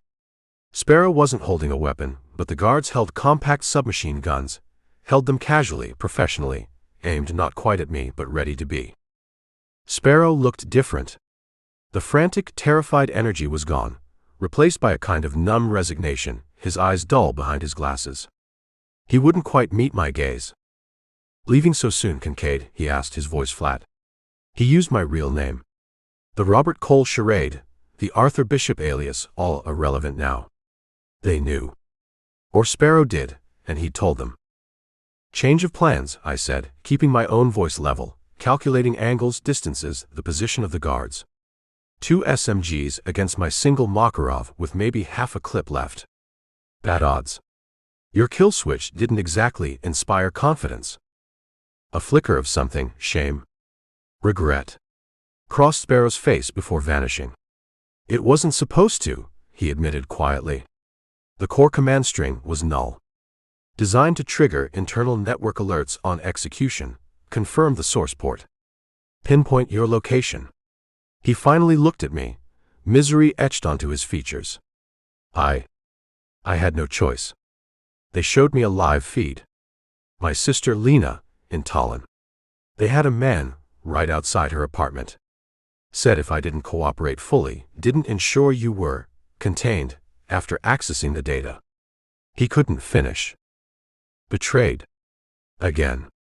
Not by a cunning double agent this time, but by a terrified kid leveraged by the syndicate's casual brutality. The oldest trick in the book, because it always worked. My brief flicker of hope for an ally, an inside edge, dissolved into the familiar bitter taste of ashes. So the coercion story was real, I said almost conversationally, stalling, buying microseconds to think. Just not the part about helping me. They forced me, Sparrow whispered, looking away again. Said if I played my part, helped lure you, confirmed you had accessed the painting's data, they might let Lena live. Might. And you believed them? The question hung there, heavy with cynicism born of long experience. Before Sparrow could answer, one of the guards beside him shifted impatiently, murmuring something in what sounded like Czech or Slovak. The other one raised his SMG slightly. Playtime was over. "They want you alive, Kincaid," Sparrow said quickly, translating the unspoken command. "Orders from the curator at the warehouse, relayed from higher up. They want to know who you work for, how you found the studio, how you knew about the painting." Alive. That was marginally better than dead, but usually just postponed the inevitable after a lengthy, unpleasant debriefing involving tools not found in a standard workshop. Not an option. "Sorry, fellas," I said, mostly to the guards. Not really in the mood for Q&A. And then I moved. Not towards them, but sideways, diving behind a ridiculously large abstract metal sculpture that looked like a chrome octopus wrestling a filing cabinet. It wouldn't stop bullets, but it provided momentary visual cover. The SMGs opened up, spitting fire, rounds screaming off the metal sculpture, chewing chunks out of the pristine white gallery wall behind it. I scrambled away just as the sculpture started to tip, crashing to the polished concrete floor with a deafening clang. Used the noise, the confusion. Rolled behind a marble pedestal, displaying a single spotlit vase that probably cost more than my boat. Fired twice towards the guard's last position. Saw Sparrow dive for cover behind a different display. My shots were just noise, making them keep their heads down. Needed a bigger diversion. Needed chaos. Needed the outside world to intrude. My eyes scanned the gallery's ceiling. Smoke detectors. Fire suppression sprinklers. Perfect. I aimed high, towards a cluster of track lights illuminating a particularly garish painting, and emptied the Makarov. Sparks flew, lights shattered, plunging the immediate area into deeper shadow. One bullet, maybe two, must have hit the sensitive detector head nearby. An ear-splitting alarm began to shriek throughout the gallery, painfully loud after the relative quiet. A second later, the overhead sprinklers kicked in, showering the expensive art, the guards, Sparrow, and me in a downpour of stale, chemically treated water. More shouts now, confusion amplified by the noise and the water. The guards weren't firing as accurately, hampered by the sudden deluge and the blaring alarm. This was my chance. Staying low, moving fast through the artificial rain, I sprinted back towards the service corridor, towards the restroom window. Smashed through a glass display case filled with delicate pottery, ignoring the crashing sound, using it as further auditory cover. Reached the corridor.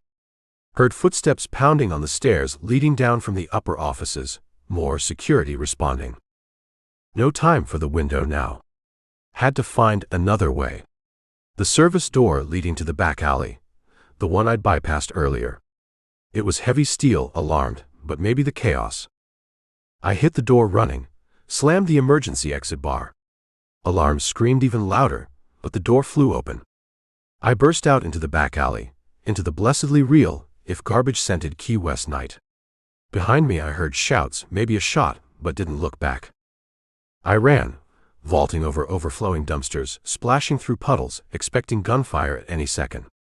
Reached the end of the alley, skidded onto a side street, empty for the moment.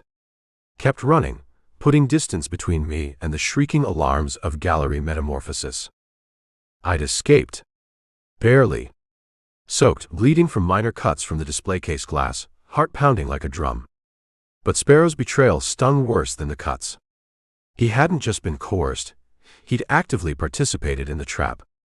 And the kill switch code he'd given me. Utterly useless, maybe even designed to alert them. The swift attack was still live. The clock was still ticking. And now Ouroboros knew, without a doubt, that I was onto their Key West operation, knew I had possessed their weaponized painting, knew I understood at least part of their cyber warfare plan. My value as a potential asset had just plummeted. My status as a target for immediate elimination had just skyrocketed. And I was alone again, running through the back streets of paradise, the taste of betrayal bitter in my mouth. Chapter 10. Hitting the humid Key West night, after bursting out of the gallery's back alley, felt like surfacing for air, after being held under too long. Sirens, fire trucks now, responding to the sprinkler system and alarms I'd triggered, converged on Upper Duval, adding to the general late-night chaos. That bought me moments, maybe minutes. Sparrow's betrayal, meant the nullifier code was garbage, maybe even a trap itself. The cyber attack on Swift was still live, the clock somewhere near T-minus 20 hours and counting down fast.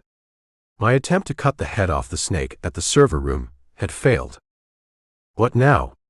The syndicate knew I was onto them, knew I'd possessed at least one of the encoded paintings. They wouldn't just shrug and call off the attack. They'd accelerate. They'd move the final piece, the activation authority or the last key, somewhere secure, somewhere mobile. Water. Had to be. Easiest way off the island fast, discreetly, especially with police attention focused on the gallery fire downtown. My mind raced, connecting dots. The high-stakes auction on Sunset Key. The sophisticated forgery studio on Stock Island. The secure gallery vault, doubling as a cyber hub. This wasn't some slapdash operation. It was layered, professional. They'd have an escape plan. A boat ready. Where? Galleon Marina, maybe.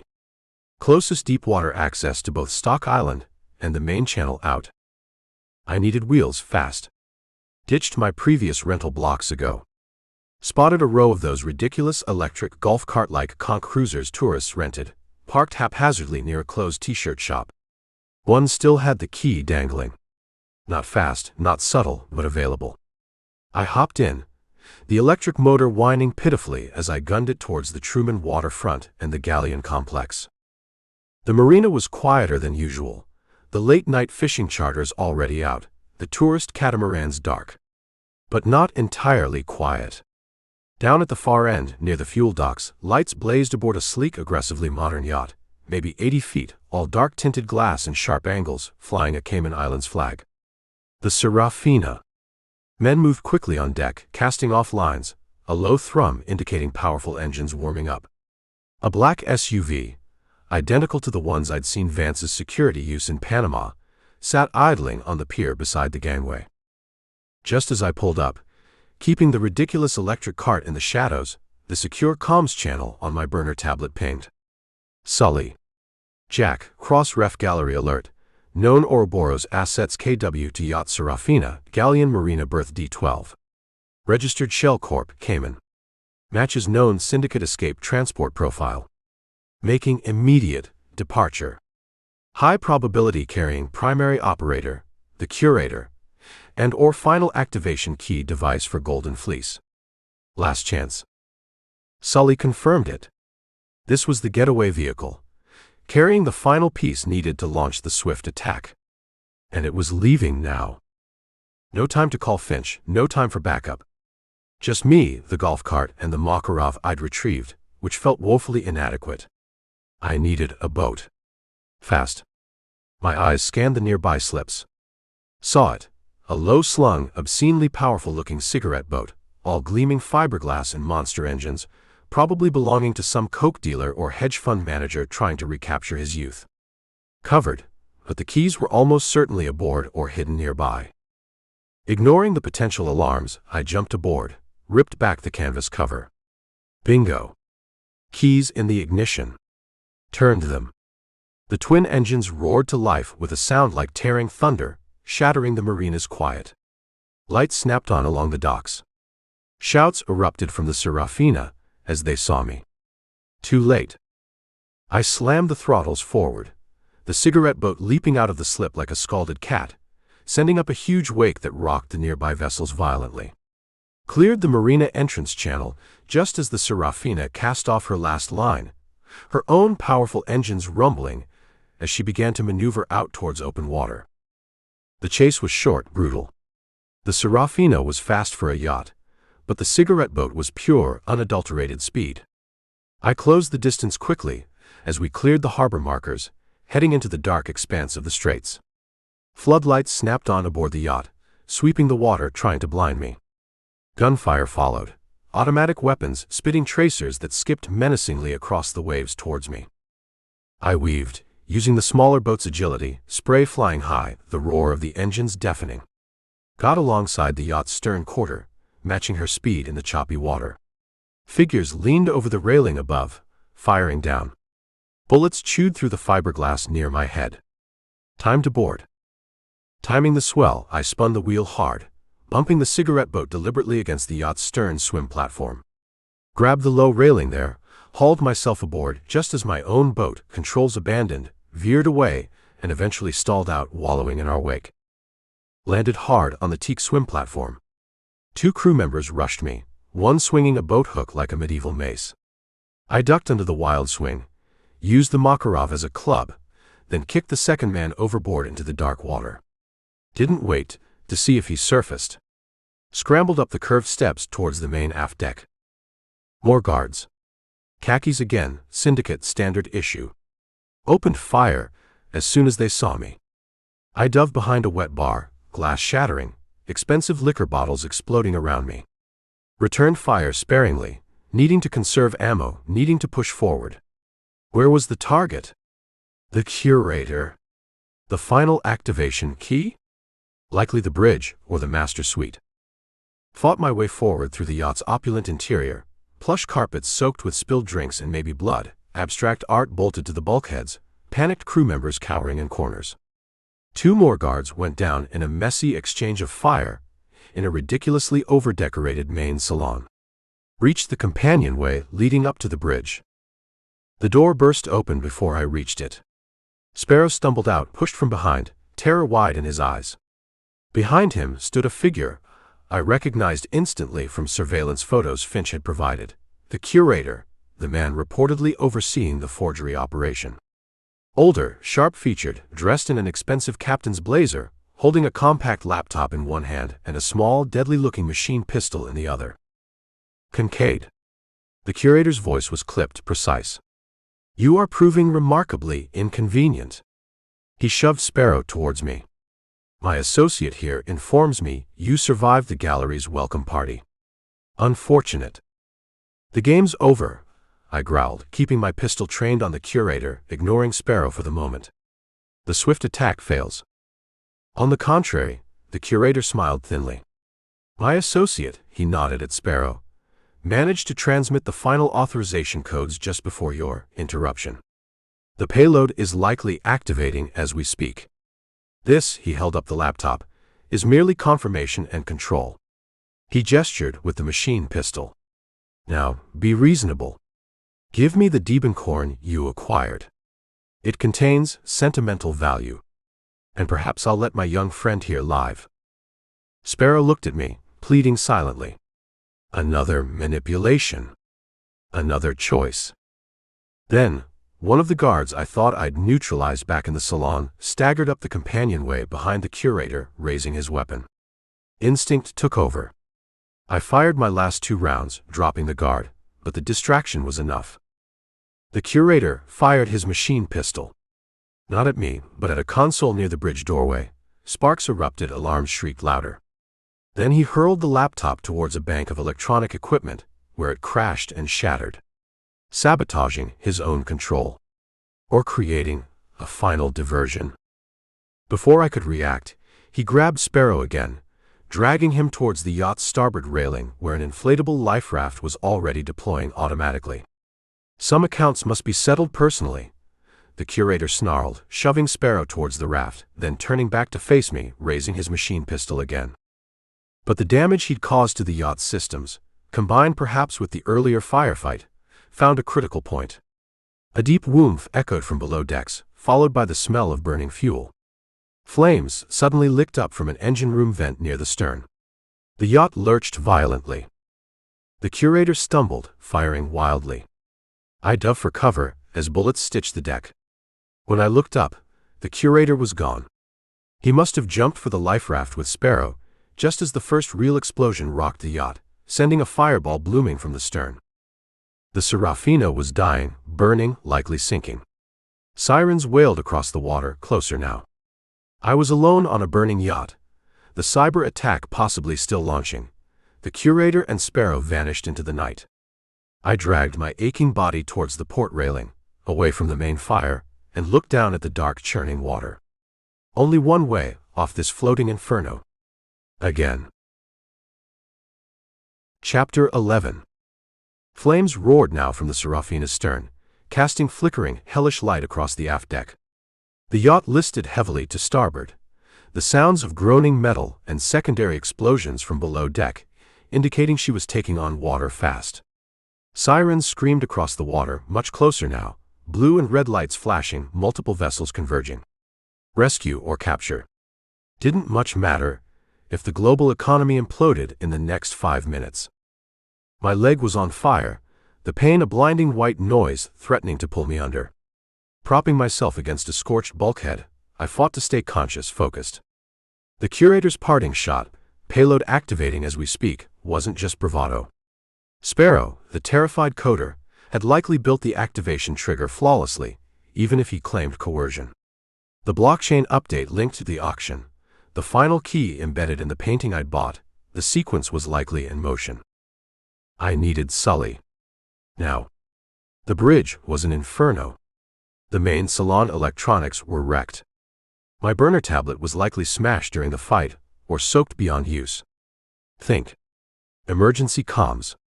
Every yacht this size had backup systems, EPIRBs, maybe a sat phone in a ditch bag. Ignoring the spreading flames and the yacht's increasingly severe list, I dragged myself towards the companionway leading below again, hoping to find a less damaged section, maybe near the crew quarters or a secondary navigation station. Smoke filled the corridor, stinging my eyes, choking me. Found a storage locker, wrenched it open. Flares, first aid kit, useless now, inflatable life vests, and there, tucked in the back, a waterproof Pelican case. Snapped it open. Inside, blessedly intact, sat a satellite phone, the heavy-duty kind designed for maritime emergencies. Powering it on felt like it took an eternity, my fingers clumsy, slick with sweat and blood. Got a signal. Punched in the encrypted speed dial for Sully's emergency channel, praying he was monitoring, praying the yacht's remaining power held. It connected. Sully's voice, filtered but blessedly familiar, cut through the static. Jack. What the hell is going on? Seeing major incident reports, Key West Harbor, vessel on fire. Sully, listen. I interrupted, urgency making my voice raw. Forget the fire. Cyber attack. Ouroboros. Operation Golden Fleece. Golden Fleece. Confirmed. The financial exploit? Sully's voice sharpened instantly, shedding any trace of casualness. Confirmed. Target Swift Zurich core node. Payload delivered via Diebenkorn forgery, fiber optic carrier. Activation tied to blockchain provenance update, from auction tonight. Final authorization likely sent just minutes ago. You need to stop it. Now. I relayed the target identifier code Sparrow had inadvertently revealed, the one I'd tried to use with the useless nullifier drive. Silence for a heartbeat.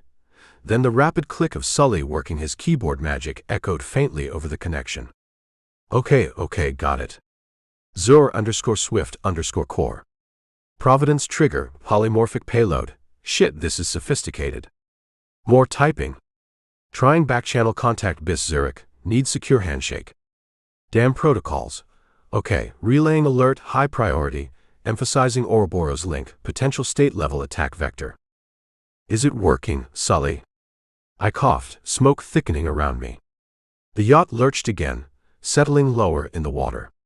Searchlight beams from the approaching Coast Guard cutter swept across the superstructure above. Don't know yet. Zurich acknowledged the alert, initiating security lockdown, but the payload might already be inside their firewalls, looking for anomalous traffic there. Seeing probes matching the exploit signature, attempting remote network isolation, need admin override. More frantic typing sounds. Come on, you Swiss bastards, pick up the goddamn secure line. I could hear the strain in his voice, the race against invisible digital adversaries happening thousands of miles away, while my own world narrowed to the burning, sinking yacht and the approaching lights. Could remote intervention even work against something this advanced, this close to execution? Got contact. Sully suddenly barked. Feeding them threat signature data. They're isolating the affected servers, rerouting traffic, executing emergency countermeasure protocols. A pause, filled only by the roar of flames and the slap of water against the hull. Hold on, Jack, confirmation coming. Felt like years crammed into seconds.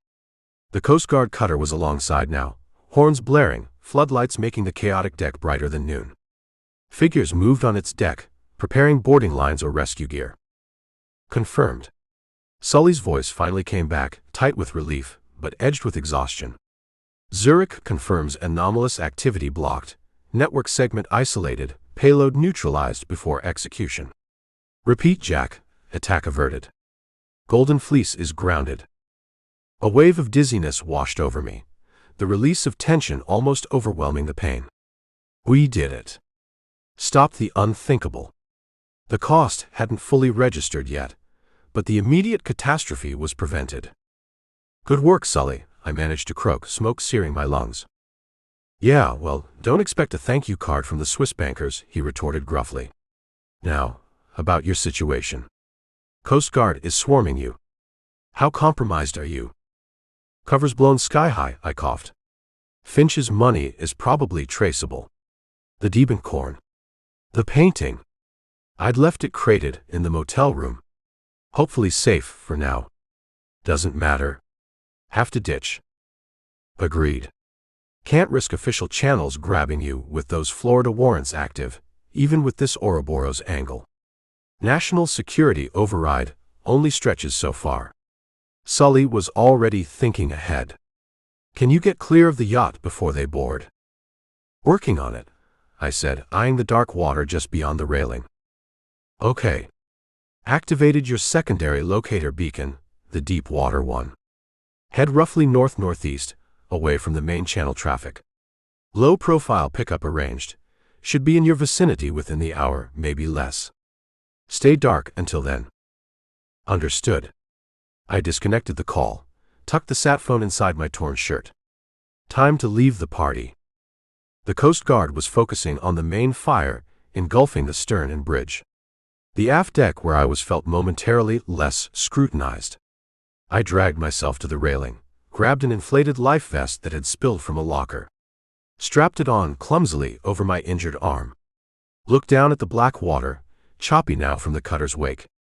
Looked back at the burning yacht, a multi-million-dollar monument to Ouroboros' ambition, now just sinking wreckage. Stopping the attack felt good, necessary. But the cost. The curator and Sparrow escaped. The painting Kincaid bought might be useless now, the exploit burned, but the syndicate knew he had it, knew he was involved. The leads generated by tracking the cyber network, the digital Hydra connections back to Vance, all gone, wiped clean by the very act of stopping the attack, buried under official investigations that would likely go nowhere near the real puppet masters. Ouroboros had lost this battle, lost their cyber weapon, lost this operational node. But the snake remained hidden, vast and untouched. With a final glance at the approaching Coast Guard cutter, I slipped over the railing, hitting the surprisingly warm water with a jolt that sent agony through my leg and arm.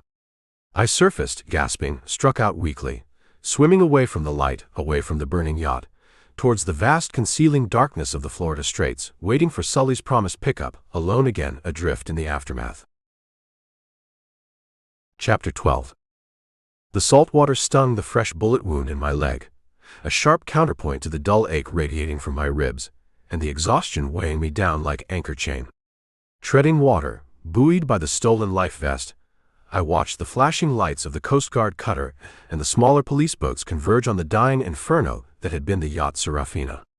Searchlights crisscrossed the waves, occasionally sweeping uncomfortably close to my position. Sully's promised low-profile pickup needed to arrive before one of those official beams pinned me like a moth on a board. It materialized out of the darkness maybe 30 minutes later, a low-slung, ridiculously fast-go-fast boat running without lights, twin engines throttled down to a near-silent burble.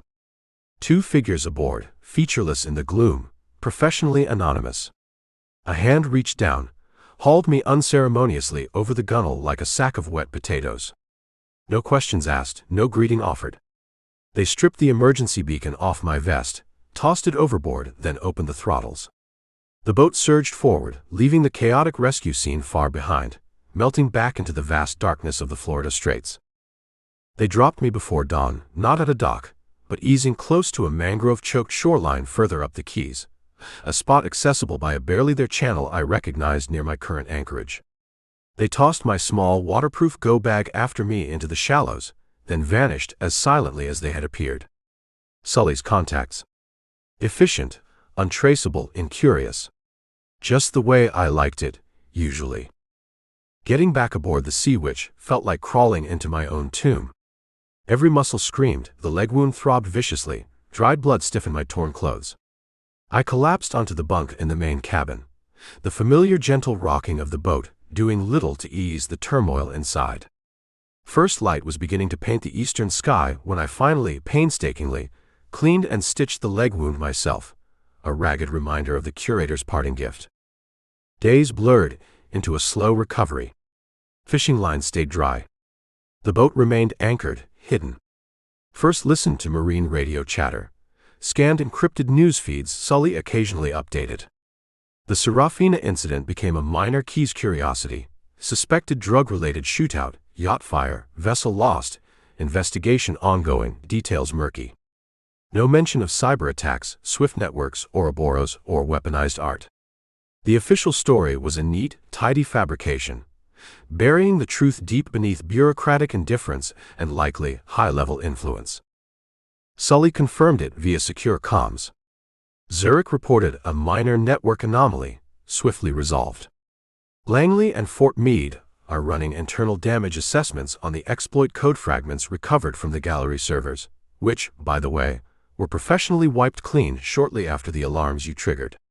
Your friend Sparrow or his bosses covered their tracks. And Sparrow? The curator? Vanished. Life raft recovered empty miles away. Could be shark bait. Could be sipping mojitos in Caracas. My money's on the latter. Ouroboros doesn't leave assets that valuable adrift for long. Finch. Laying low. Terrified, but grateful his original paintings weren't on the yacht. Still thinks you're Robert Cole, wondering where his $250,000 forgery went. Let him wonder, I grunted. The painting itself, the Diebenkorn forgery containing the fiber optic key, was likely ashes at the bottom of the straits. Useless now anyway, the exploit it carried burned by my last-ditch call to Sully. So the attack was stopped. The immediate network node dismantled. A victory of sorts. But sitting there in the quiet cabin, watching dust motes dance in the afternoon sun slanting through the porthole, it felt incredibly hollow. The frame was broken, but the bigger picture remained terrifyingly intact. And maybe even more dangerous now they knew someone was actively messing with their operations. I thought about Sparrow. The terrified coder, forced to build a doomsday weapon, then forced again to betray the only person who offered a way out. Was he purely a victim? Or did he make a choice in the end, siding with the power that held his sister's life in its hands? The lines blurred. His betrayal, like Camilla's before him, like Alina's, it reinforced the bitter truth Thorne himself had tried to teach me. Trust was a liability, sentiment a fatal weakness in this game. Yet refusing to trust, operating entirely alone, that felt like its own kind of death sentence. And Ouroboros. Their sophistication was escalating at warp speed. Bioweapons hidden in the Everglades, cyber nukes embedded in forged art delivered via the legitimate international market. What was next? They operated with a level of resources, technical expertise, and global reach that dwarfed nation-states. Their motives remained opaque. Thorner's eco-fascism seemed too narrow, Vance's financial manipulations too conventional. What was the ultimate goal of the serpent eating its own tail?